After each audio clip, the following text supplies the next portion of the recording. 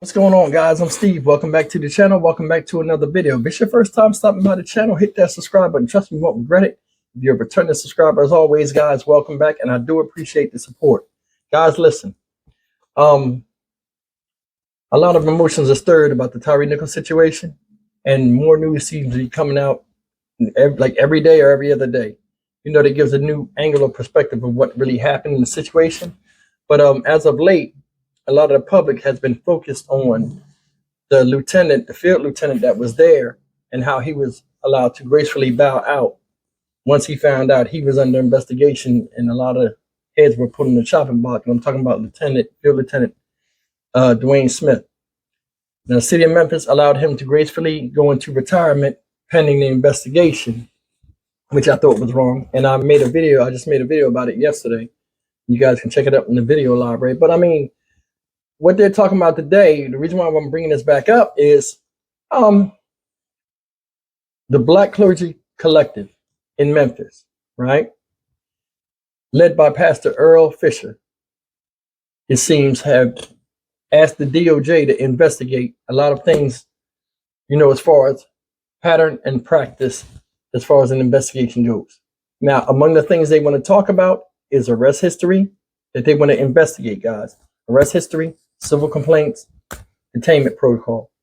And I think that's a good thing because, you know, and not just in the city of Memphis. This is something that goes on in a lot of different cities, you know, especially the detainment protocol. I would be definitely interested in seeing how that works itself out if it was investigated, because you guys know in certain cities, you can't even walk down the street before a cop just jump out the car, walk up on you. And it's like, you ain't got no rights. Hey, what's in your pocket?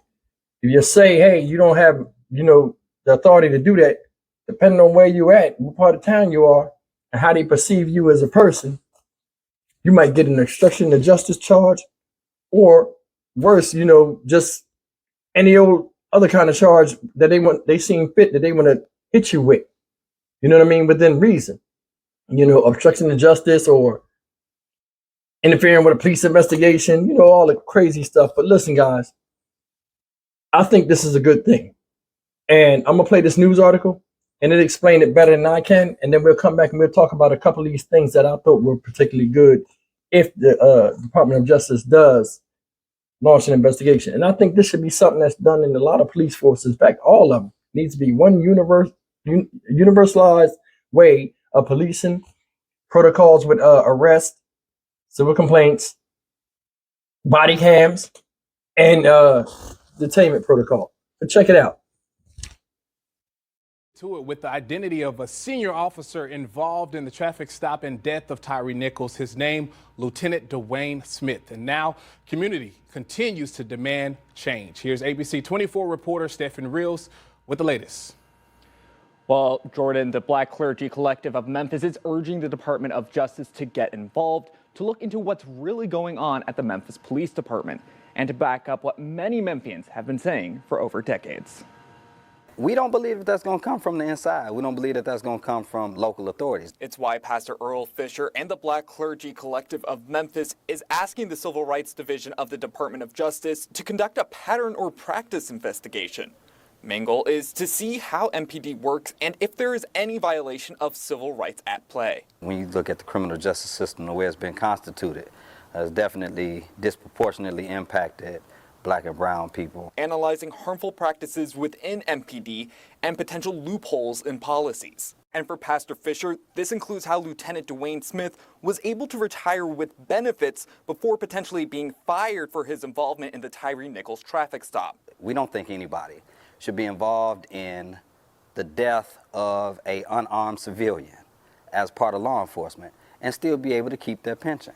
That's taxpayer money. Fisher hopes this will eventually create a polished, policy-oriented list of recommendations from the DOJ to drive a necessary next step. And what we trust is going to happen is it's going to validate the things that we have been saying for the last 5, 10, 15, 20 years. This is what we've been trying to tell you, and these are the things that we've been trying to avoid. And so if you need to hear it from Big Brother, then now Big Brother needs to tell you. The petition for the investigation is live online right now and has over half of the wanted signatures so far. The The petition also asks for the DOJ to look into things like arrest histories, detainment protocols, and civil complaints and their resolutions. Jordan? Well, yeah, that's the video, guys. Listen, I made a video yesterday about Dwayne Smith, the field lieutenant that was, the topic of this conversation. And Pastor Earl Fisher said a couple of things that were very, very telling, and they're very, you guys heard it. Let me just say what he said. The first thing he said was, nobody should have to collect a pension after having any type of, getting any type of problem or any type of arrest or any type of conflict with killing the murder of an unarmed citizen, meaning Tyre Nichols. Now, even though, Dwayne Smith didn't directly assault Tyre Nichols, the reason why, and I made this video, I was conflicted about it, whether he should get his pension or not. The way Pastor Earl Fisher said it, like, anybody involved in the killing of an unarmed citizen shouldn't draw a pension. I feel that. Now, the situation with me, I was talking to another YouTuber and a couple of my subscribers yesterday about this very situation when I did that video, because it was up in the air whether, he should or should not get it. And one of my subscribers said something that was really good. She said that he shouldn't be able to get the pension. No, he should be able to get the pension, but he should do jail time. And I was like, that does sound a little bit better. That way he keeps his pension, but some type of punishment should be inflicted on him. Why do you think the punishment should be inflicted on him? This is why I say he needs to be punished in some way or another. He sat there and did nothing. And like I said in my video, he did not render aid. Tyre Nichols died from his injuries, bleeding in his injuries. He was standing there. I don't know if you remember the lieutenant's face when he was looking at Tyre. And remember, he got up close on him, so he couldn't say, hey, I didn't know he was hurt that bad. Just to sit there and watch him sitting there, struggling, hands behind his back, falling all over, and not doing nothing as an older veteran, senior officer, unacceptable. And something needs to happen. The fact that he knew, okay, they're doing an investigation on everybody on the scene. Oh, you know what? Let me sign this out. Here. Approved. Let him go out the door. That's wrong. And now the city, you know what I'm saying, is up in arms about it. And you should. City of Memphis, you should be upset about that. Here he was allowed to escape, like a couple other people we named. But getting back to this whole situation, they want to launch a pattern and practice investigation. The way they've been practicing policing, which we seen was crazy. And is there a pattern? Police arrests, harmful acts, loopholes in policy, such as the way this guy got out because of a loophole.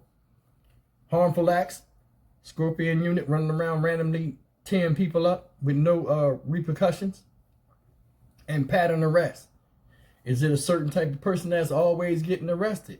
Is it a certain type of neighborhood that's always being targeted? Things like this need to be discussed, and things like this need to be out in the open. And just like Pastor Fisher said, hey, they probably ain't going to be transparent about it. We're going to have to go, it's not, the truth's not going to come from inside. Us as the people got to sit there and, like they got petitions out right now. Enough citizens say something, they're going to have to open the books and the truth got to come out in some way, shape, or form, because people are fed up. And I looked at a situation on, the tactics and stuff that CJ Davis had used, these specialized units. And, it was just showing a lot of the stuff that they were doing, like just busting up in people's houses and stuff. And it was just crazy to me how, like, they was just doing this like as if there was no law and there was no way they can get, persecuted or get in trouble for doing what they're doing. Just breaking in people's doors, tearing the property up and stuff like that. And they've been doing that since the 80s. And I'm not just talking about the city of Memphis. I'm talking about, I remember when the TV show Cops came out.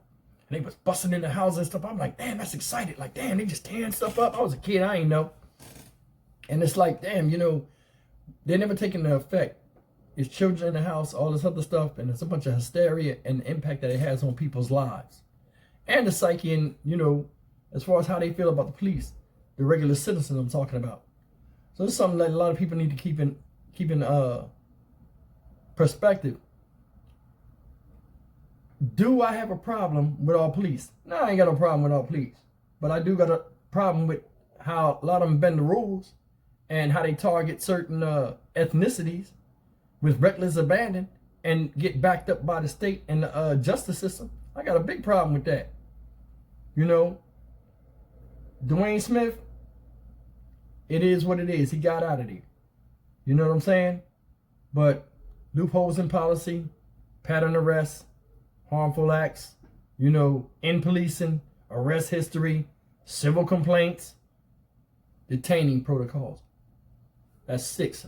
All of those guys need to be investigated, not just in the city of Memphis, but abroad.